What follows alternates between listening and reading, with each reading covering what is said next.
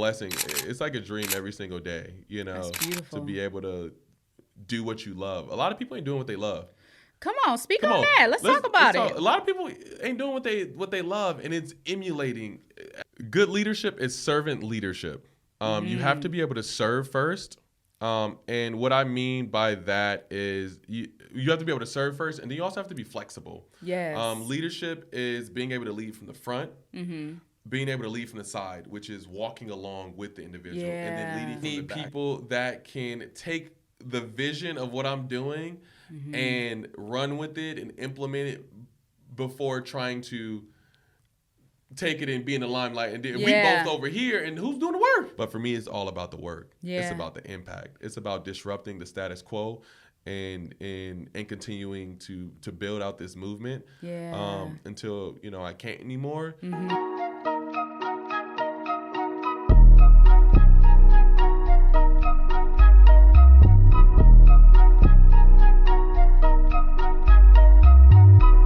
Welcome to Keys to the Culture podcast. It's your hostess with the mostest, Maisha, and this is a place where we celebrate Black creators, innovators, and entrepreneurs who are doing amazing things in the creator economy, one post at a time. So in other words, we're rooting for everybody Black. And today we have a special guest who is doing amazing things in the community, and we want to introduce him to you. So before we get started, let me read a little bit about him.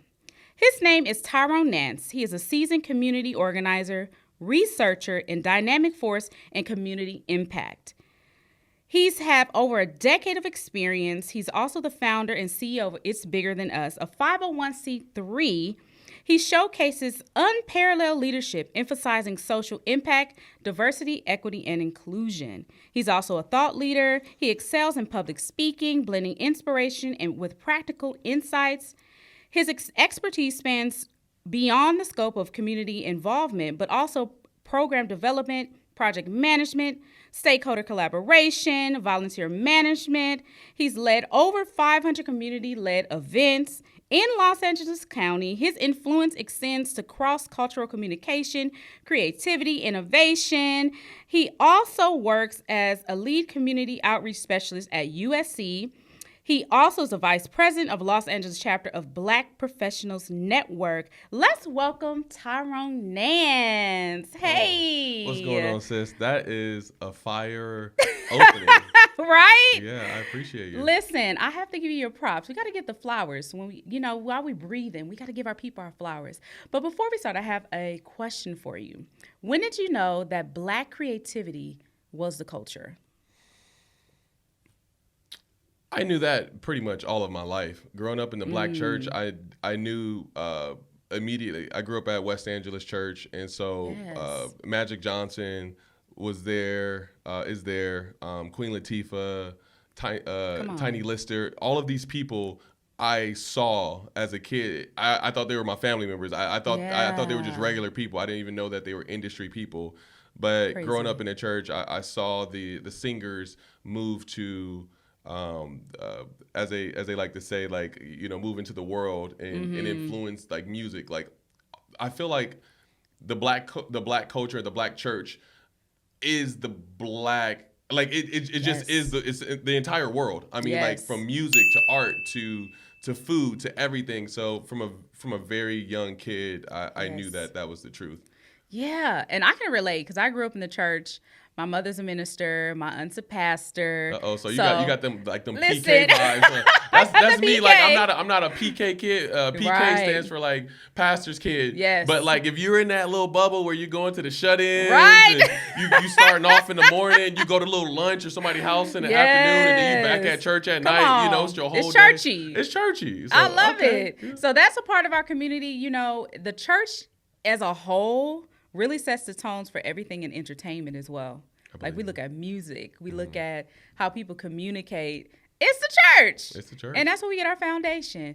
But I want to go from the beginning with you. Where did you grow up? How was life growing up?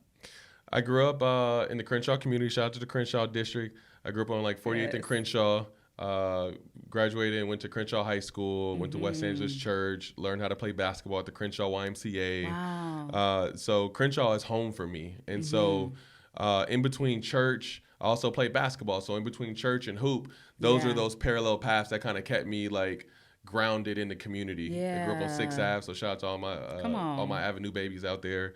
So a lot of those cats I still like interact with and communicate with. But that was like my mini world, like growing up. Yeah. And life as a young Black male in the inner city, you know, what are some of the effects that you've seen on like the community and the interaction between other young men and men in the community? How has that been for you? I would say as a kid, it was fun. Like, it was fun. Like, we used to, like, go do backflips and cartwheels. Like, we would all do trends at the same time. Like, we would all get bikes at the same time. And absolutely. who can wheelie the longest? We get the scooters. Who can do the little wheelie flips and backflips? And we're going to run up the trees. We're going to do it off the gate to somebody, like, fall and bust their head and stuff. We got to go to the hospital. Not the hospital. No, for sure. Cats was going to the hospital, man. I remember the homie did a backflip off the gate. Oh, no. Shout out to Gustavo one time. He did a backflip off the gate. And like landed on his chin and was like it busted wide open though. But oh my God, that's what it was like playing. Those and then moments. You moved up to slap boxing and just all these different things. Then the boxing gloves and then you battling other blocks and stuff. I did all that. We did so all it that. it was fun. You know what I mean? It was fun. You know.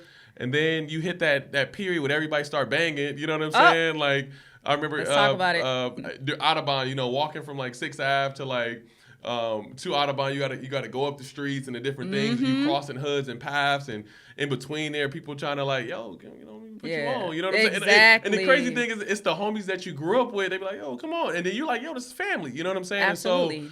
And so I guess navigating that was like interesting, but between church and basketball, cats kind of was like tie different. You know what I'm saying? Yeah. Tie different. You know, but those things, those challenges were there. And then you know, by late high school, I'm playing basketball. I'm traveling. I'm visiting my dad's families in DC and families in Texas. So I'm already at that point. I'm like bi-coastal in a sense, and so I give my family credit for putting me in these different spaces because the block wasn't my world. You know, and I see now that the block is still some people's world. Yeah, that's true. You know, but for me, it allowed me to kind of see and step out. And then I went to college. And so by the time I came back from college, I realized the peers and the people I grew up with were all different. And, you know, you try to find that lane of like, oh, what up, homie? Let's go do this. And it's like, oh, I'm different. Like we don't rock and do that. So that was a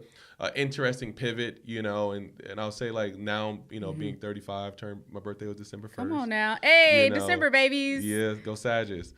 I now realize, you know, I've now moved into a season where I've been able to build a strong tribe, a strong group of Black men and leaders around me, some older, some younger, just in between that I can build with. But it was a period where it was just like, all right, I'm me by myself out here. I love how you said, too, when you came back, you know, people were different. And we often experience that when you are elevating in different ways in your life and changes, like we change and evolve all the time. So that experience, I've had those experiences where you look at people and you're like, whoa, our thought patterns are different. We're not into the same things. And sometimes that can be hard for young Black men, and they're trying to relate to people that they grew up with and still seem, I'm still down. But, you know, how is that something you dealt with? Oh, my God. So I graduated from Oral Roberts University in Tulsa, Oklahoma with my undergrad degree in public relations. And I went away because I was just like, I gotta get away. I gotta get away. So one of the first males in my family to get a degree. And at that point, I was like, if I get a degree, I'm automatically going to get a job. Man, I came back home, man. Wasn't nobody thinking about me. It was hard to get a job. You know, I was trying to give back. I didn't know the nonprofit language or the community organizing language. I was just going to these buildings like, can I get a job? And they like, I got a degree. They like, we don't care about that. What's your experience, you know?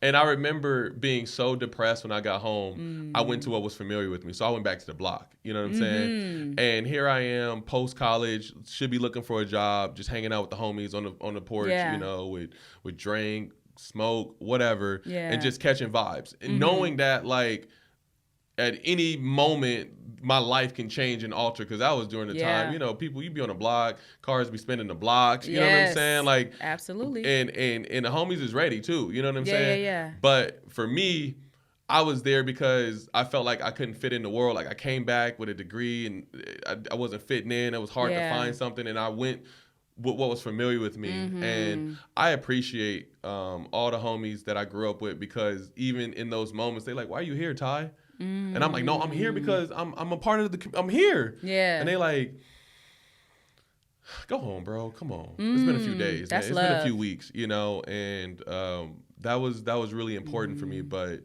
and that allowed me to separate. I remember I left and I went back home, and from there I go back, but like I never really went back to sit on a porch. I go back to like empower my community. Totally understand that. Hey, it's your girl Maisha from Keys to the Culture podcast. Are you a creative building a brand and want to take your business to the next level? Then listen up, because I got some exciting news for you. One of the fastest ways to reach your target audience is to promote on Keys to the Culture podcast. Why? Because we have some of the biggest names in the game, from musicians to CEOs to creatives and bosses of all kinds. So this is your chance to tap into our audience to grow your business to the next level. We work with small businesses as well as newbies in the game. So don't worry if you're just starting out, we got you covered. Are you ready to promote on Keys to Culture podcast? Well, click the link in the bio to promote today. And, you know, just as young Black men, you know, a lot of young Black men, they have negative stereotypes, and, you know, we go back to the hood and this gangbanging, this drug dealers, and, you know, they pull from that. Yeah. You know, and that's who the leaders are in their eyes. These are the men who are doing amazing. They may have lots of women. They may have the car. They have money, or seem as though they have money. So it seems like that's something to look up to. But how important it is to have positive leadership for Black men in our community? I think it's critically important. And I think like even for some of the OGs and some of the people that are in the community now, like they were positive influences on me. Like they still kept a covering on me. Like they still was like, covering. All right, we doing this over here, so you go over there. Or even when I was young, like they would be like, oh, we about to go to the Crenshaw High School and we about to go play basketball for a little bit before we go, you know, whatever we gonna go do. And it was such an honor to go hang out with them and feel appreciated and seen. And I remember there was a basketball court in the back of Crenshaw. If you ever go to Crenshaw High School, go to the back where the outdoor courts are. We used to play basketball out there a lot on Sundays and Saturday mornings. And this past year, I got the opportunity to actually redo a court out there. That's amazing. The same court that I grew up with the homies, playing basketball, figuring out life, trying to understand girls, trying to understand business, whatever, is now a court that has like been redesigned for the kids and for the people in the community. So I would say, like, even though the lifestyle patterns are different on the block and in the community, like, you know when a kid is special, and you know, I think most of the time they're wanting to push you in a positive direction, and they want the best for you. And sometimes people's social circle, where they grew up with, only extends to this. Like they may say, I want the best for you, and from my lens, this is the best directional action. Some of them know further, like, hey, like, don't do that. But I think it's all love. Like, I think it's all genuine, like, love. But unfortunately, it's not necessarily like the right thing. Yeah, and I love the fact that you said relationships, because relationships are so important, whether that's in business, whether that's in your just networking and in your city. How important is positive relationships and some of the core type of people that you should have in your inner circle? Positive relationships is everything. Like, positive relationships is everything. Like, if people are toxic around you, you don't have to tolerate that. Put up boundaries. Come on. Compartmentalize folks in your life, whether it's your family, close friends that you think you can't get away from. Like, nah, it's your life. You get to choose who is in it and who's not in it, whether it's blood or not blood. You feel me? And so positivity is like everything. And I say, like, relationship building is really key to me in everything that I do. So, you know, people come into your life for, you know, a reason, a season, or a lifetime. And it's really important that you have the perspective to see what the differences are, so you can put those boundaries in place. Yeah, I mean, you know, just growing pains, and you understand that some people are just, you know, there for their season. And it hurts, you know, and it doesn't feel good. And, you know, even through our professional lens, you know, you experience that to a certain extent too. Like, how have you experienced that professionally? Shout out to TLC. Don't go chasing waterfalls out here. You know what I'm saying? Like, look, look, man. I've cried many tears and whelped many evenings over friendships or over people that I thought had like my best interest or and another thing too, a lot of people like make sure the relationship is balanced, equally yoked. You know what I'm saying? Ooh, that's good. And and like the whole equally yoked thing came from the Bible, where it was the oxens. They had like these collars on, and they would put another one on another one, and they're like walking, but they're equally like yoked because they're carrying something. And so you want to make sure the people, whether it's your partner, or the people you around, are equally moving. Don't be the one in the relationship doing all the work. I love that. Calling, texting, communicating, finding the places to hang out, the business opportunities, all for the sake. Nah, like if they not on your caliber, if they not in that space, let them go. Yes. Let them go. Like there's so many more people on the other side of letting that person go that will elevate you, that will support you, that will put you in a different position that you will never get to if you don't let those people go. Like that is the defining definition of you getting to that next level. Destiny demands discipline. And if you're not disciplined with your destiny, you're going to stay stuck in the same place forever. That's so good. That's so good. I feel like, just as me, professionally and personally, it's just you have to sometimes look at it. It's going to work. It's not going to work. Yeah. And that's just what it is. And I love the fact that you're creating boundaries. That's like one of the biggest things. It's new, man. It's new, and I know we'll talk probably about my journey a little bit about it's bigger than us and just my community work. But, every season I'm like, like I'm just in a new space. And so I'm constantly have to recalibrate my placement with people and boundaries and certain things and things I've never had to look at. You know what I'm saying? And so I feel like that's something you should probably do every single day is like check in with yourself and be like, all right. And don't second chance where you're going. If you know where you're going in life and you're stepping in that direction, almost anticipate what you need to do at that next level so it's easier to incorporate once you're there. Yeah. Because once it happens, you playing catch up. And oftentimes we playing catch up with the people in our lives that we need to cut off, or we playing catch up with the books we need to read, or the partners we need to have, or the funding we need to be saving, the things that we need to do. No, you got to see that thing, write it down, make it plain. A lot of people doing their vision boards. Nah, man, forget those vision boards, man. Do a promise board. Ooh. Because a vision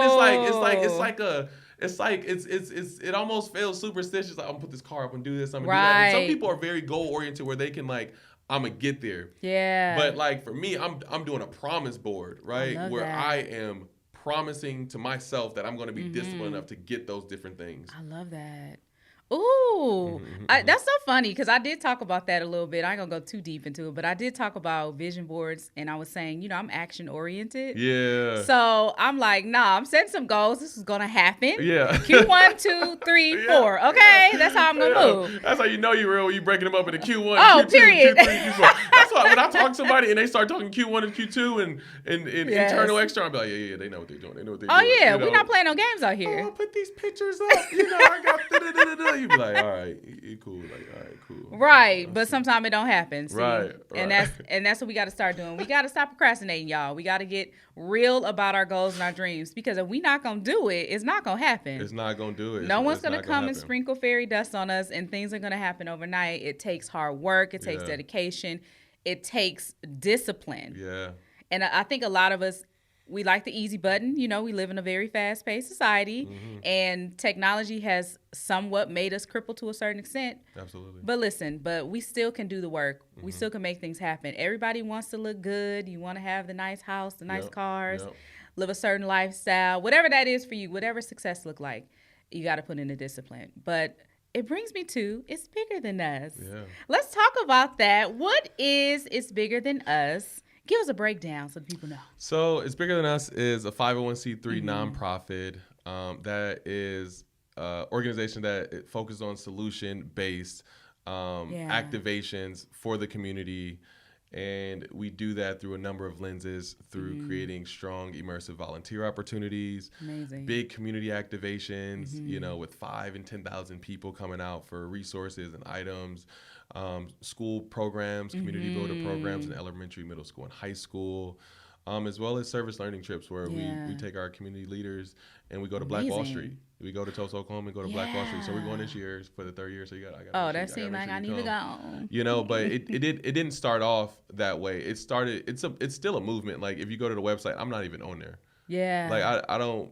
For me, it's an advocacy lens. It was like, you know, during 2020 when the world was upside down. It was like, and after we come from protesting and screaming Black Lives Matter and whose street, our streets, and what do we want, justice, and when do we want it now? What do we go and do? Come on. What do we go and do? We go back to our communities. You know what I'm saying? Yes. And so for me, I had the opportunity to be able to lead a few protests when I didn't even know what was up or down, and it was a beautiful thing. And I remember one of the last ones. We've been protesting for hours, and we were at the corner of Hollywood and Highland. You know, helicopters were around, National Guards are over here. You know, we had thousands of people in a circle sitting down. I had the bullhorn. I'm just talking, and I realized that it's bigger than us. Hope has to be greater than fear. And I went immediately and started a group chat with some of the guys in the Crenshaw community. Shout out to all them. They play such a critical role in IBTU being what it is now. And started this group chat where we would just communicate every day. We would be on Zoom. We would just be vibing. And eventually, over a few weeks, a month or so, a principal reached out to me from Crenshaw High School and was like, "Can you put together some back to school items and some resources?" And I was like, bet. And I went back to the group and I was like, yo, this is our moment. Let's do this. Yeah. And so we raised like $12,000 in like 2 days. Whoa. And this is right in the middle of the pandemic. So this is right when they saying unemployment is high and Black people ain't got no money. Look, we had enough money to put together and raise $12,000 in 2 days to be able to give Crenshaw High School all school supplies. So I remember this, and this was crazy, dude, where it was like, started to GoFundMe, first GoFundMe that we've ever done. We raised this money. We're like, okay, cool. Next week we got to go buy this stuff. And there, you know, then you go to the try to get the money out. It's like 6 to 8 weeks. You're like, oh snaps. So I remember, shout out to Noel, D Blair, Brian McTeer. We all just kind of like put our credit cards down and just bought all the supplies and just was like, yo, we're gonna pay ourselves back later. Period. And I remember us getting all these school supplies, and we didn't even have enough money for backpacks at that time. So we just got ribbons. We got tons of our families and friends to come volunteer. And we wrote little notes that said, like, have a great school year. Wow. And then from Monday to Friday, we just showed up in droves, volunteers from all over. We had about 120 people come out through that week to just volunteer. And at the end of the last day, we got these blue tote bags, and we got a food truck. Shout out to DJ Kevy Kev. He brought the food truck and also DJ'd it, and we had this blowout party. And that's amazing. Spectrum News came out. Shout out to Taylor Torregano. That was like the first interview we did. You know, still doing them now. Phenomenal. In 2024. Yes. And the rest was history. I immediately filed the paperwork. Make sure you file your paperwork, y'all. Y'all doing all this business pro bono. Listen. Y'all missing out on y'all blessings because y'all not doing the paperwork. And so I did my paperwork. And that was a critical moment because up until then it was just dudes. Yeah. At that moment we opened it up and like women came out of just everywhere. And it created this balance, and they were all like, yo, let's do this. And so by Christmas, we gave out 10,000 toys at the Crenshaw YMCA with other grassroots organizations like Pass It Forward, Education is Key. I mean, so many other organizations and so many other dope people. And I remember at the end of this is super important. It was at the YMCA. It was a long line. I remember at the end of the day, you know, we had cars lining up for 5 and 6 hours just for a few toys and some groceries and some resources. We had hundreds of volunteers. And I remember at the end of the event, everybody celebrated. They rejoiced. They were happy. They're like, look what we did. We did it. Yeah. But my heart was like, man, why is everybody in these cars, man? It's Christmas Eve, man. They need to be at home with their families. Like, what are they doing? Yeah. And I was really sad and confused. And I was just like, man, the gaps between the have and have-nots have widened. Yes. What are we doing out here? Who's doing something? And so I started a food distribution early 2021. with these cue cards that said, "How can I help you?" I didn't know nothing about, wow. and this was what got me over to USC to be a research and health organizer for them. But I got these cards that said, "How can I help you?" And I put their zip code. Yeah. And my goal was to be able to give these to the council district, yeah, and to the county, and to whoever wanted to help, you know? yeah, yeah. And as I started getting these cards and I started reading what people were saying, you know, I need diapers, I need food, I need a job, I need this, I need this.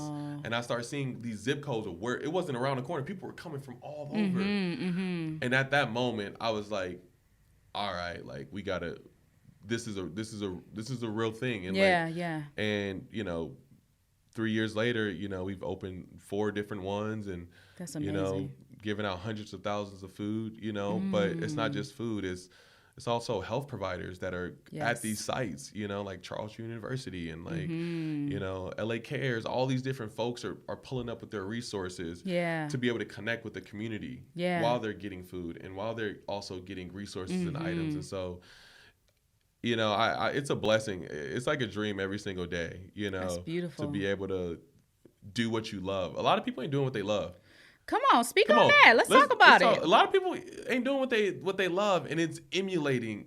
At this point, it's 2024, man. We didn't experience pandemics. We didn't experience just the craziest stuff ever. And you think that you got to live in this box of let me wake up and chase this check. No, chase your dreams. Yeah. Chase your passion. Yes. There's so many people on the other side of your yes that you can help. If you just do it, that we're focused on the no's. Like, forget, the no's are a part of the process. But you saying yes to your calling and your gifting is going to bless the people that need to be blessed. And that's the problem in our communities. We lack the confidence. And we think that other people won't support our dreams. And that's just not true. That's a fact. It takes consistency. And we talked about this. Yes. Consistency is key. Yes, it is. Consistency is key to the culture. You feel me? It really is. And for me, being consistent and showing up played a huge role. And, you know, I get it now. I'm in the limelight a little bit, like, you know, on news and TV shows and stuff like that. But for me, it's all about the work. It's about the impact. It's about disrupting the status quo and continuing to build out this movement until, you know, I can't anymore. But right now, I'm answering the yes. I'm answering the call for whatever that looks like. Oh my God. Answering the yes. I'm about to take that, y'all. I love how the fact that you said, you know, it's community impact. And to me, that's action. Because we talk a lot about what we want to do, how we want to do it. And then you look around and it's just nothing but a lot of conversations. You said something earlier about like how our generation is so fast paced. Yes. The microwave generation. I remember, you know, once I graduated from undergrad, I couldn't get a job and started working at Hertz Rental Car and was doing very well, you know, but I realized I wasn't like doing what I was called to do. I went back to school to Azusa Pacific, got my master's in transformational urban leadership. Wow. And I did an internship at Community Coalition, which exposed me to a lot.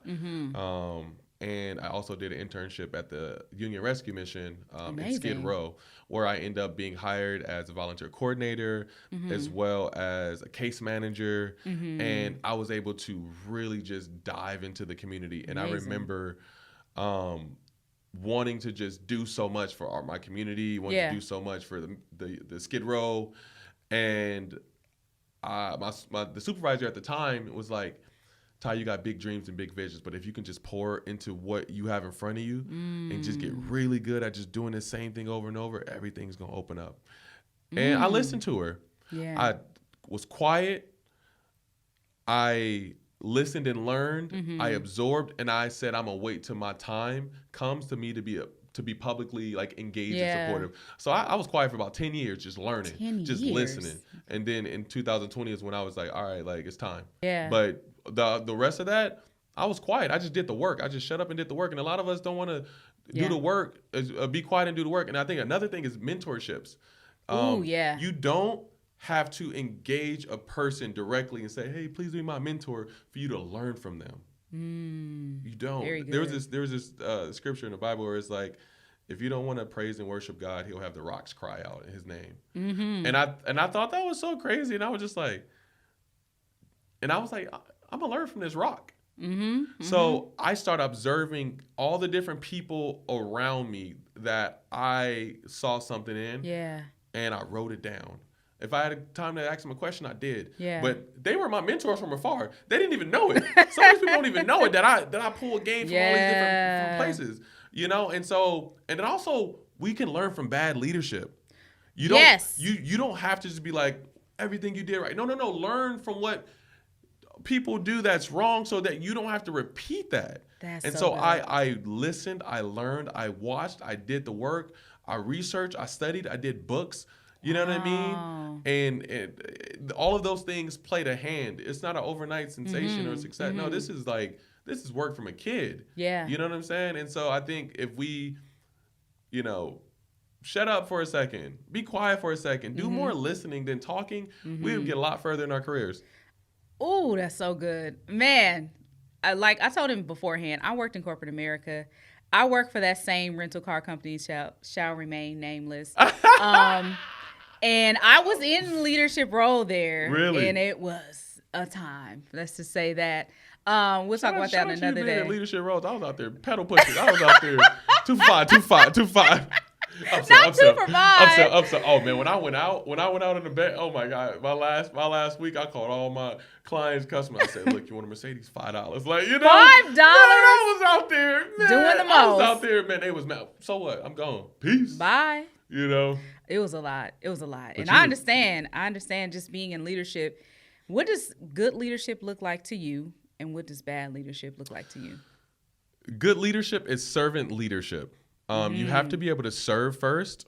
And what I mean by that is you have to be able to serve first, and then you also have to be flexible. Yes. Leadership is being able to lead from the front, being able to lead from the side, which is walking along with the individual, and then leading from the back, which is empowering and pushing folks forward. Yeah. Most people just want to be in the front of the camera. They want to be telling people what to do without understanding what they're doing. Yeah. And then they're also walking alongside somebody. We're partnering, we're collaborating, we're walking hand in hand. You don't always want to be in the front. So I think good leadership is one, being a servant leader, understanding every position in the game for yourself. Yeah. And I always keep going back to church, but it was like, there's a difference between a pastor and a preacher. A pastor is someone that is stewarding the flock, the community. So they know the janitor role, they know the missionary role, they know the deacon role, they know all the positions, and they can do it efficiently and effectively. The musicians and all the different stuff, they know the keys to singing, whatever. But a preacher can give you a good word, a message, get whatever, but that's all they can do. And there's some that do it really well and they make a good living off of it, and that's cool for them, And these things translate into the different industries. But we need more people that are able to be multi-disciplinary professionals in their fields and crafts to be able to succeed. Yes. And as an entrepreneur, full time, when you know what it looks like to play every position. Oh yeah, everything. Let me tell you something. I really want to build my team. Like that's on my board this year, is to build a team of great people who have some of the same qualities I do. And when you're doing it by yourself as an entrepreneur, and like I always say, it's like a roller coaster. It goes up and down. Everything is not going to be like smooth. You're going to have some bumps.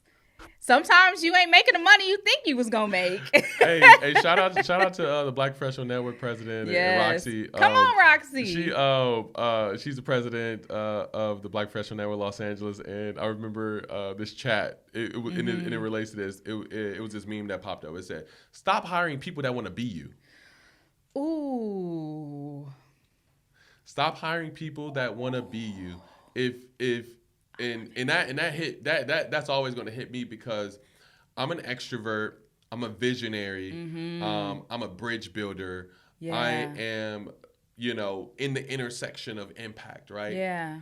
For me, I always attract those people, and I try to hire those people.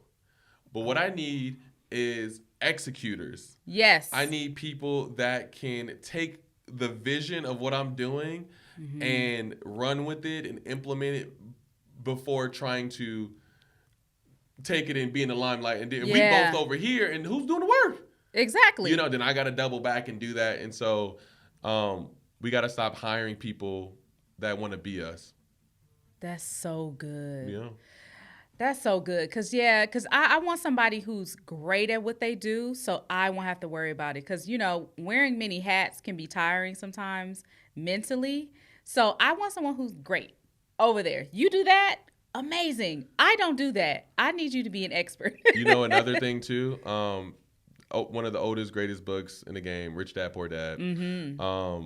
You don't want to be the smartest person in the room. You don't want to be the smartest one in every single thing you do. If you do something well, do that thing well. Yes. But be smart and confident enough to be able to have the people around you that can advise you and steer you in these directions without being in your feelings. If you say, I want to go and do this and do this and do this, and they're like, ooh, that doesn't work.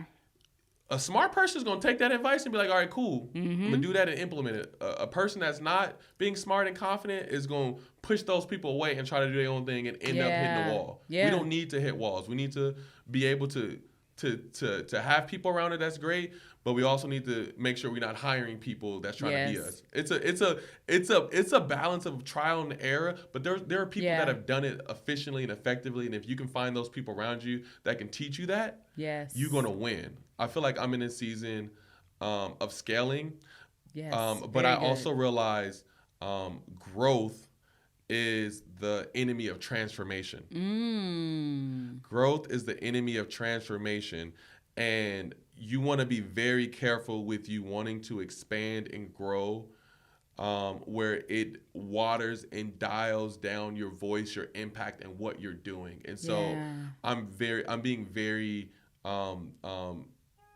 cautious and sincere about how I move and how I operate within my businesses and myself to make sure that it's still about that transformation. Yeah. Oh, that's so good. Yeah.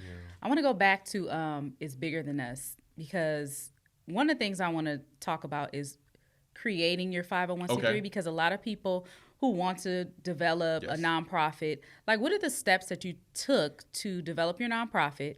And what are some things that they need to know, some like must-haves? Okay, that's actually really good. Shout out to my cousin Lottie, pass it forward.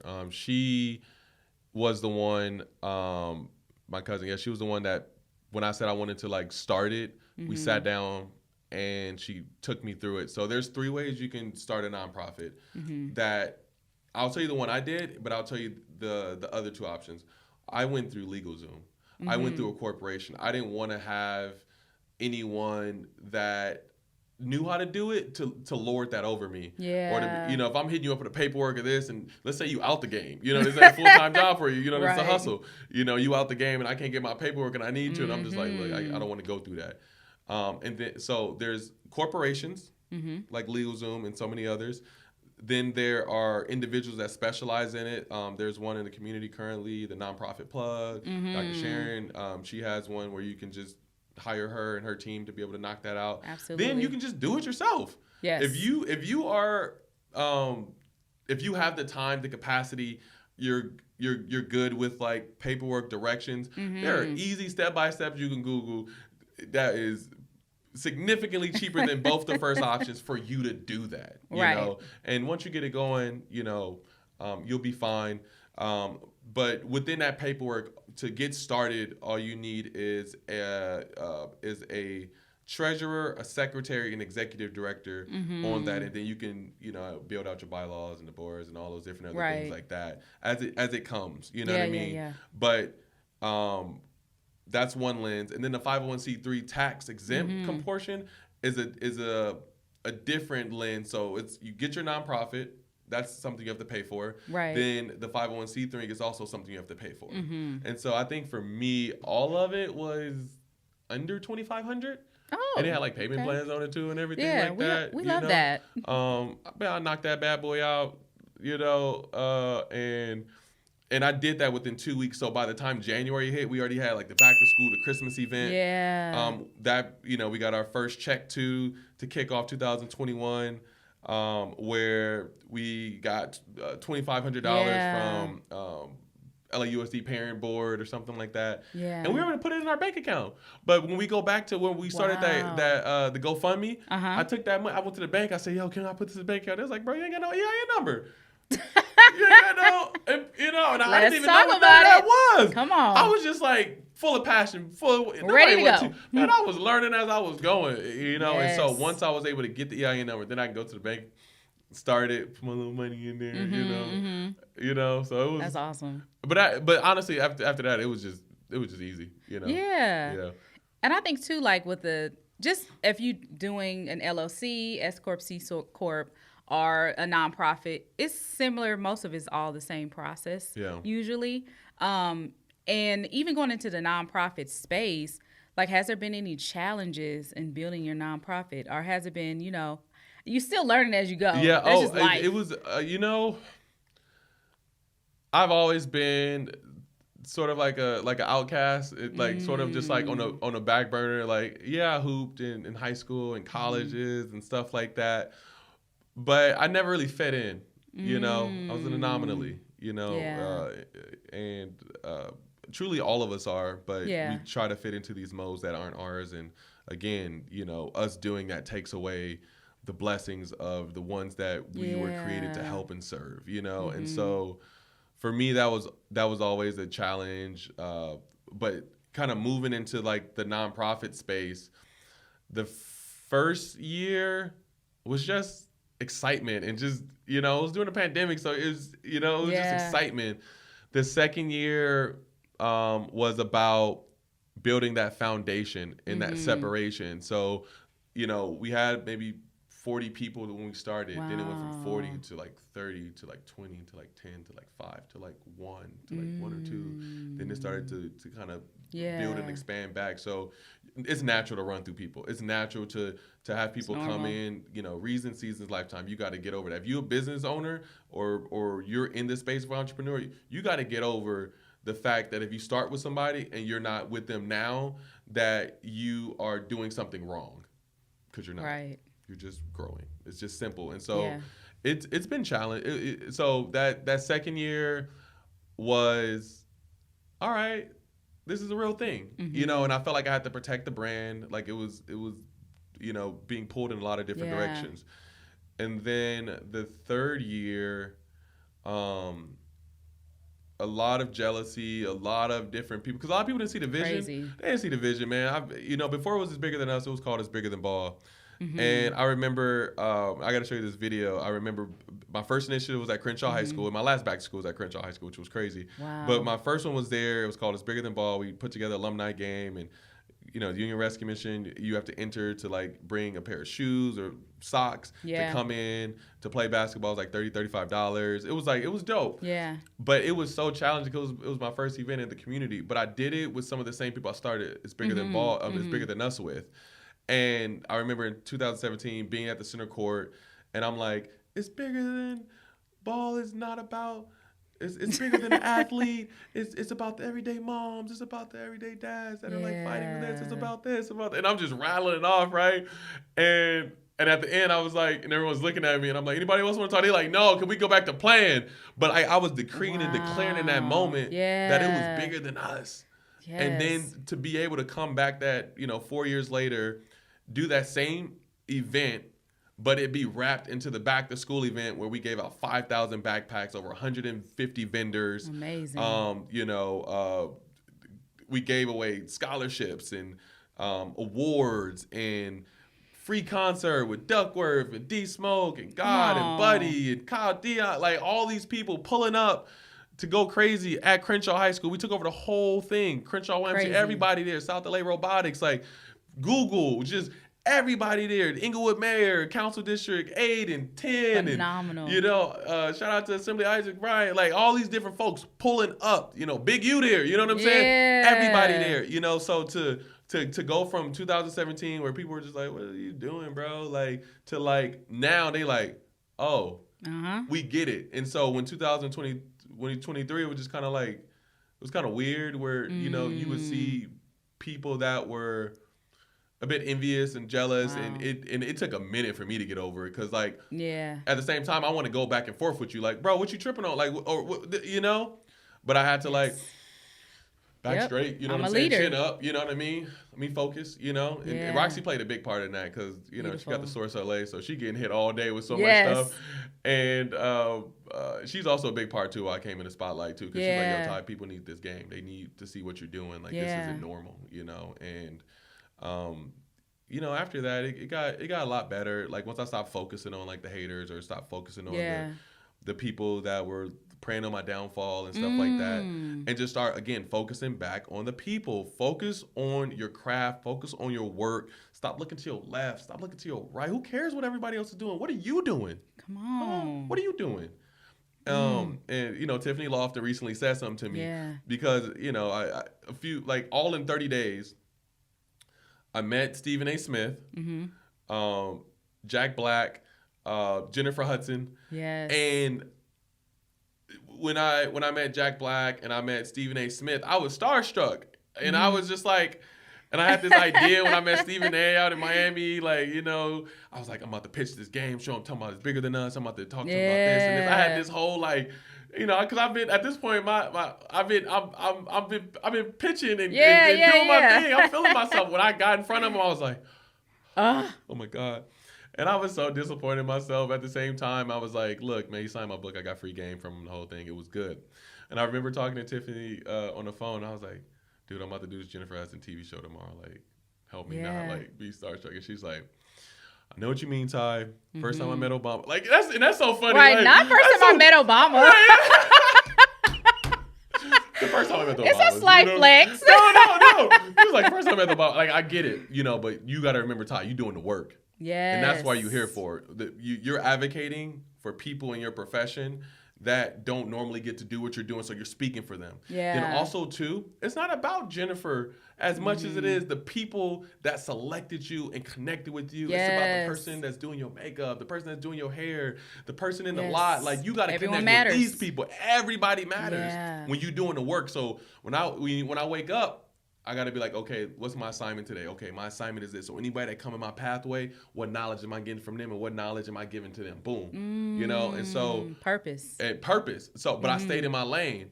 It's like fool's gold. There's so many things that give us fool goals that pull us away. But there's definitely haters. There's haters now, and there's gonna be haters forever. You know, but it's bigger than that. It's bigger than that. That's a part of the journey, y'all. That's a part of the journey. I've experienced a lot of that myself in different avenues, whether that's corporate, entrepreneurship. How did you learn how to carry that? Like, how did you learn how to carry that with grace, though? Ooh, you know what? A lot of prayer, for one. I spent a lot of time with God. I went through a whole transitional period where it was a spiritual journey, and I had to get back to the foundation. You know, and I grew up in church, but when you grow up in church, sometimes you don't know God for yourself. You see you got to talk about that. Come on. That's your mama and daddy's God. You know, that's your community's God. But is that your God? Is that your God? Who's God for you? Yes. But you really don't realize that till you really sometimes hit rock bottom. And ain't nobody around you. Oh, my God. And you in that dark room. By yourself, was like, I'm here. Crying. You like, well, I'm here. Why you wasn't here in the first place? I wouldn't be here. Yes. And then you at the bottom and you build that relationship. And then you get through that trial and tribulation. And you going up that mountaintop and you get to the place where you're surrounded around people. But the key to the culture and the key to the game is to remember who was there with you in that valley. Listen, you better preach up in here. I'm out here, man. I'm out here. You know what? And that's exactly what I did. I got it right with God. Me and God, we spent so much time together, and I had the ability to understand that this is only a moment. This is only a paragraph in a chapter in my life. This is not the end for me. And I had to look in the mirror every day and remind myself, you are a good person. Okay. You are kind. Yes. You are smart. Yes. You know, this is just a moment. Yes. These people are not going to be in your life for a lifetime. So there's other people who need you. So I had to speak life into myself every single day. And through prayer, and then also speaking to people who loved me. And when you learn and understand people who truly love you, it changes everything. Everything. Because all the fluff that's out there, all the people who just want to be attached to you because you're doing something, you start to see them for who they are. Yeah. So it's okay to still love people, even if they're not going to be a close friend of yours or something. They may have some ulterior motive or anything, but you still can show them love. You got to still show people kindness. And I even went to pray for the people who did me wrong. Come on. And that's when you know. Look, and the thing is, like, you know those different, like, when people read scriptures, like, you got to pull those nuggets and nuances. Like, when you pray for your enemies or the ones around them, yes, it does something to the atmosphere. It shifts it. And then next you know, they become your footstools. You know Come what I'm saying? Look, God will prepare a table for you in the presence of your enemies. In the presence. The same people that talk about you be the same ones who gonna need that prayer. The prayer that you're doing, even if it's in secret, if you speaking life over them, that can change their lives, whether they know it or not. And that's the hard part, because it's like you gotta bless them. Yes. You know what I'm saying? You gotta really be like, man, forgive them for they know not what they do. Yes. You know what I'm saying? And forgive me for, like, even, you know what I'm saying? Yeah. I wish you the best. I wish you the best. Even if you stab me in the back. You know what I'm saying? And that's hard, because as you're going to the mountaintop, or as the crabs in a barrel bucket mentality, people trying to pull you down, and you like, exactly. Oh, God bless you though. God bless you. Yes. And as you doing that, you're going to ascend even higher. Come on. That's how you get through it. We got to cut in 2024. We got to cut those transactional people out of our life in order for us to transition. Yes. I receive that. Because you know what? As you elevate, the right people gonna come in your path. Absolutely, every time. It's already ordained. But if you don't make room for them, you gonna walk right past those people that were designed for you, because you don't got the capacity. Yes. Prayer. This is one of the prayers I ask. I say, God, prepare me for what you are gonna bless me with. Preparation and expectation. When you pray, that has changed my life. That has changed my thought process. You know, when you have a transformed and renewed mind, that was it. It changes everything. And you as a leader, not only in the community, but also within the entrepreneur space. Yeah. So the Black Professionals Network, how did you get involved with that? Okay. And what is your vision for the Black Professionals Network? I'm sorry. So I got early February last year, Roxy, she was the VP during that time, nominated me to receive an award. Amazing. And at this time, this was like my first award, like first community award, like outside of like basketball and stuff. This was like, this is a big deal, you know. And originally when she said it, I was like, nah, I'm good. Like, she's like, nah, you better get this. We gonna go honor, get this. You know. And so I did that, and I got to meet the founder, Kanasha Paul, and a few other people like JoJo and a few other different people. And from there, I just stayed around, and I remember she asked me, she was like, yo, do you want to like be my VP? You know? Wow. And this was at a time where It's Bigger Than Us grew to $1 million like nonprofit. Crazy. And it wasn't like I went to go seek the money to get the money, but it was for the edification of like the work. And I started to learn these patterns of how to do certain things, you know, and I was like really wanting to diversify my business portfolio, because if I don't know how to, I wanted to learn how to buy back the block in my community. Yeah. And if you don't know how to do that through real estate, and you don't know how to do that with the bankers, you don't know, you're putting together all these amazing people, but if you don't really know what you're doing, it's kind of crazy. So I was like, you know what? I'm an industry leader in the nonprofit space. I'm killing it. Like, just, you know, humbly, you know, respectfully and humbly. What else can I learn how to do? Because, you know, because a nonprofit, first off, a nonprofit is a business. Yes. You know, just because it say not for profit, it's still a business. You're still a business person, so it's still entrepreneurial. And I did really good with that. And so I was like, okay, I want to create an LLC now. You know, I want to get into space, but I need to learn other games. So I said, I want to be the VP so I can learn a game. And so from there, you know, me and Roxy work really well together. And she's just such a dope individual where she really is. The vision for BPN this year is all about legacy. You know, finding ways for you to be able to meet your financial goals. I love it. Finding your tribe to be able to help you build that. So we are launching some programs and some workshops to be able to figure out, like, you have like these quizzes, these legacy house quizzes, where you can figure out who is in your tribe and who's in your space, so that you can be able to build a relationship with. Absolutely. And so for me, like the quiz, I'm a diplomat, and I am in like the intersection of like impact, like, you know, political space and networking and all these different things like that. And so I believe Roxy is a tycoon. You know what I mean? That's fitting. It's very fitting, you know. And so now when people come to BPN, they'll be able to take these quizzes, and they'll be able to find out who's in their tribe, because, you know, you're thinking the same, you're acting the same, you're moving the same. But guess what? You may need to, you know, if you're doing business with just the same, like, you know, tycoons and all the time, you may need to be able to do business with some of the other different folks. So we got to make sure you get your quiz after this. Yes, please. To figure out what that looks like. But it's really legacy. Like, how can we get to that next financial goal within your household? What goals are you setting? Are you setting goals, dreaming big enough? Yeah. To where, are you still like, oh, I just want to get to that C-suite? Maybe you're called to start a business, and you're looking too small, but you need the right people around you to be able to build that up. So for us, it's that. But it's also being able to connect further, you know, with our Miami family, our Chicago chapter family. You know, this year is, you know, really, you know, not just about being, you know, we're local, but we're global minded.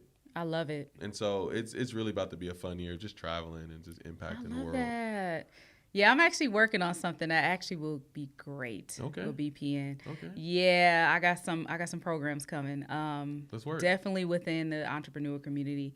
So that would be a great partnership. And, you know, with the Black Professionals Network, I was seeing it all over social media. All of a sudden, it just blew up. I was like, what is this? And then Rocky's like, yeah, come to this event. I'm like, okay, I'm going to go check it out. And there's so many amazing people in the room. And then you feel welcomed. You don't feel like you can't sit with us kind of mentality. It's like, hey, what do you do? Yeah. Okay, connect this person. I literally walked in and made at least 12 connections that night. And I have everyone's number. We exchange emails. And people are so welcoming, and they want to work. People want to do things. So with the Black Professionals Network, what is the next chapter? What is going to happen next with the Black Professional Network in the city of LA specifically? February and March. So every month is different programming. So we're getting ready to, this coming back around, we're getting ready to honor about 10 men in the community that are doing fantastic work. March, 10 women. We got some fun things happening for like Juneteenth. Yes. And in between there, you know, really just taking the Black professionals mixers to the next level, but also having like other collaborative opportunities to engage other industry professional businesses and networks. So, you know, we may be doing some stuff at the beach. You know, we may be doing some stuff where we're traveling a little bit. You know what I'm saying? And so the sky is really the limit, but really it's about drilling down within your tribe and really hitting your financial goals. Like we got to be able to put ourselves in a position to win and succeed, and I agree. And that's going to take discipline, and that's going to take hard work. So this year is about programming. This is our 10th year, 10th year in existence, and it's amazing. We have our big conference coming up in November in Miami, which you got to come to. You got to come. It's lit. So we definitely got to get you out there. But really, Los Angeles, we're going to continue to expand and again continue to take over the game, because it's really, the game is really wide open. It really is. It's really wide open. I mean, like, sometimes we have like 200 or 300 people signed up. I'll be like, what? Amazing. What? You know, and they'll come and they'll network and do things, but it's definitely been beneficial for me. Like, it's paid off dividends. I love just being a part of it. And so I'm excited. Next week we got our first one, and it's gonna be at the Gathering Spot. Hey. We're gonna do some stuff there, and we're going to shop it around too, and do some stuff. So definitely going to do a bunch of stuff in Leimert Park since I'm over there. Come on now. Shout out to Leimert Park, y'all. Yeah, shout out to my Leimert Park family. Man, this has been such a Amazing conversation. I feel like I've learned so much about you. I knew a lot already just from our network, but I'm like, wait a minute, this man is doing a little bit of everything. You are such a great leader, and you're someone who I can see who's going to make extreme impact, not only in the city of LA, but definitely throughout the states and hopefully globally at some point. I definitely can see that as well. And I wish you nothing but the best. And what's next for Tyrone? I appreciate that. Thank you for those kind Yeah. words. That really means a lot. Yeah. It really does. Again, this is all still very new. I'm just used to putting my head down and doing the work, and so anytime I can get out and talk and share, I'm nervous a little bit, but I just remember why I'm doing this and who I'm doing it for. Yeah. You know? And another thing, we do this work for the next us. Yes. We always got to visualize that inner us and who we want to speak to and connect to. They want our authenticity. They want us to be who we are, because that's what attracts. You want to be authentically you, because that's going to be able to attract the tribe. Come on. That is going to be able to help you grow as a leader, as well as help you grow as a person. Yeah. And so for me, this year is about systematizing and building out my teams and stuff, to where I'm just like not running around doing all the work as much. I mean, I think, this year is just, it's just really focused on building out my team. There's a lot of dope people around me, and I just want to make sure I'm supporting them the way they support me. Amazing. And it's also about me and my family. Shout out to my wife, Molly. Yeah, shout out to Molly. Shout out to Chester, Golden Doodle Dog, and Kitty, and Oliver, and my cats and stuff. Oh, my you know God. what I'm saying? But really spending time with my family. Yeah, absolutely. Like spending time. Like I'm doing 90 hours a week. 100 hours sometimes a week, but I'm doing what I love, so I get so lost. I get it. You know what it is? Oh, I do. You be like, and then you be having lunch and you talking business. You supposed to be like, we supposed to be just right, chilling. or never eat. And we just got back from Europe. We went to London and Amsterdam, Amazing. and Portugal and Porto and Lisbon. And I remember through the whole entire 2 weeks, I was like, can we talk business? She's like, no, shut up. You know what I'm saying? Like, we're not doing that. And I'm talking to people in the U.S. like, yo, let's work. Like, yeah. And they're like, bro, chill. Like, you know what I'm Relax. saying? And I'm glad I had that time to chill. So I want to see what it looks like to take sabbaticals throughout the year better, to be able to, travel more and take care of myself. So this year is about finding that for myself, but also systematizing so I can give some of the stuff away. Yeah. And then the last point is giving the game away. I recently did a post where I was just like, I'm gonna do free classes. I'm just gonna do some stuff just because people are reaching out for mentorships or internships or different opportunities, and it's a lot. And I'm like, oh my God, what do I do? I was like, you know what? I'm gonna do some classes. So I did a post the other day, and somebody was like, a bunch of people were like, yo, do a 4-week, 6-week cohort or whatever. So I'm gonna do it. And the same things we talked about. I'm gonna talk about how to start a nonprofit, the different options. Amazing. I'm gonna talk about funding and how to get more funding and opportunities that are available. I'm gonna talk to you about how to position yourself in the marketing and in the business space, and also how to partner and collaborate, because relationships is really, really important. And so that's going to be big for me. So anybody, watching this or interested in, being a better community leader, because that's what I'm going to teach first. Absolutely. I don't care nothing about the business. I care about the community leader, the impact, your why, the reasoning. If you're interested in that, reach out. There's going to be plenty of opportunities to be able to plug that. Yeah. And that's what's next for me. That's amazing. Yeah, I definitely want to help. Okay. For sure. So, give me a ring ding. And I want to say, to young people who want to start a 501c3 or just go in business in any way and go down a similar path as you, what advice would you give them? I would say go volunteer in whatever field that you see that you like. Go ask questions and be curious. Don't ever stop being curious. Don't ever stop asking questions, because those are going to be able to be the light and the beacon to you getting closer to what you were created to do and how you want to do it. So I would say volunteer, be curious, ask questions, research, read books, study the game, be a student of the game. That is a life thing. Yeah. That is a life thing. You never, ever get to a point where you know everything. As soon as you figure out or you think that you know everything, it's over. You're not in that position anymore. So I would say volunteer, be curious, ask lots of questions, be a student of the game, and let that guide and lead you. That's amazing. That's a positive note. So how can the people get in contact with you? What's your website? Tell the folks. You can follow me at Tyrone_D Nance. You can also follow me on LinkedIn as well at Tyrone D Nance. You can follow me on TikTok at Tyrone D Nance. You can follow my organization, It's Bigger Than Us, on every platform from YouTube to Instagram to Facebook. And then our website is itsbiggerthanusla.org. We do work in South LA and around the city of LA, and we're always looking for volunteer opportunities and volunteers to come out and experience opportunities weekly, Tuesdays, Fridays, Saturdays. So please reach out to us, and let's continue to make this world a better place. Phenomenal.